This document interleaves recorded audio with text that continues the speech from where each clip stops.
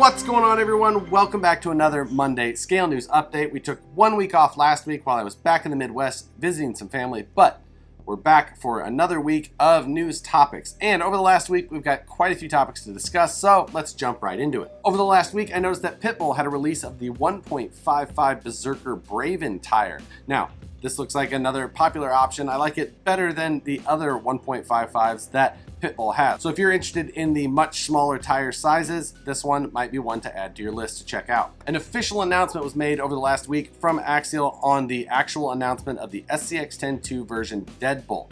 Now, this one was leaked months ago, before Christmas even, that this car was going to come out, and we just didn't really know when. Well, that time finally came. We finally saw a release from Axial, and some of us got them in our hands already as well. Now, overall, this is a very similar car to the Axial Honjo, other than the 12.3-inch wheelbase on the Honjo is now a 12-inch wheelbase on the Deadbolt, just like the previous version.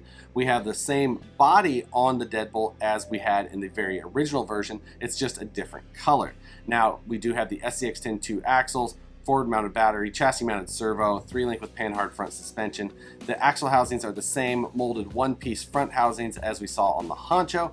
Nice thing is that I do like it comes with the Nitto tires rather than the Falcon tires that came on the Honjo. I think that the Nittos worked a little bit better on that CRC 2017 Jeep that Axial released rather than how the Falcons did on the Honjo. It does come with the same method Holy wheels that came on the Honjo though, so I think it's a good mix and match. Overall, this isn't like the car that the huge enthusiasts are really going to look for, but it's Axial's most inexpensive version of the SCX-10-2 and does really well with getting new customers into the hobby. So for that reason, I'm excited to see another version of the SCX-10-2 out. Personally, trying to choose between the SCX-10-2 Deadbolt or the Honjo for just an extra 30 bucks, I think that I would sometimes lean towards that Honjo just because I like the styling and things like that. But some people are just always about that bottom dollar. I'll have a video overview and a running video of that Deadbolt up on the channel soon if you're interested in finding out a little bit more about that car. Over the last week, news of Kyosho being sold to a new investment group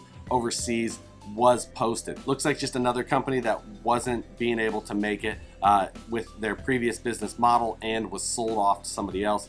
They've already said that they're trying to do some reorganization and reinvigorating of the company. We'll see what comes of that. So hopefully this new investment group can help Kyosho really pull it together and make that company successful again. Proline added some new shocks in the Scalar line under the pro-spec label. These have a different color body and aluminum parts.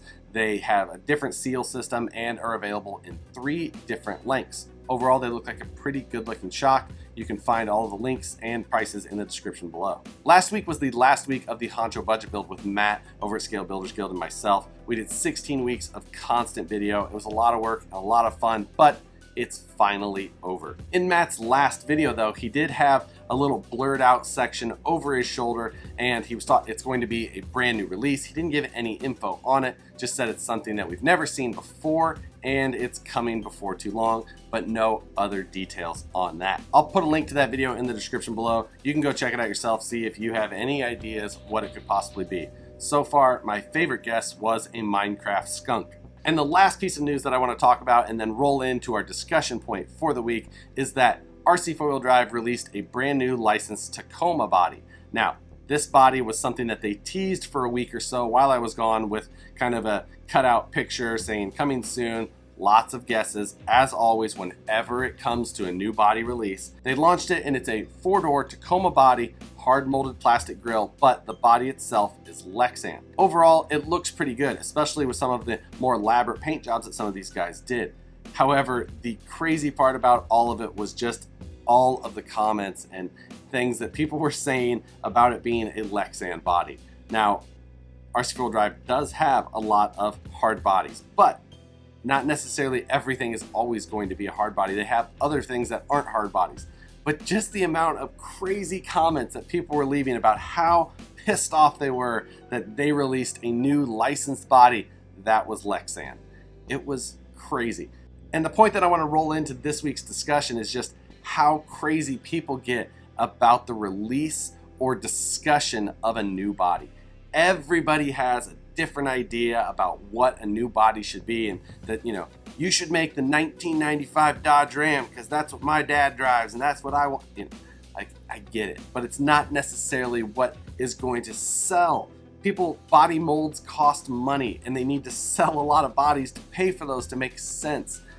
Making that obscure 1995 Dodge Ram body that you used to have, maybe not the best choice. But one of my favorite guilty pleasures on the internet is going and reading all the comments on these posts about a new release of a body, and just how mad and all of the opinions that people give about what they should have done and how it would have been so much better if they would have done this. One of the only things I like reading more is the comments on flat earther type threads. If you've never read some of those, go find them. They're hilarious. But I think that's gonna wrap it up for this week's Scale News Update. If you enjoyed the video, hit the like button. If you're not already, please subscribe to the channel, hit the bell if you wanna get notifications when I post a new video. But that's gonna do it for this week, guys. Hope you have an awesome week. We'll see you later in the week, hopefully for another update on the channel. And with that, guys, thanks for watching, and we'll see you on the next one.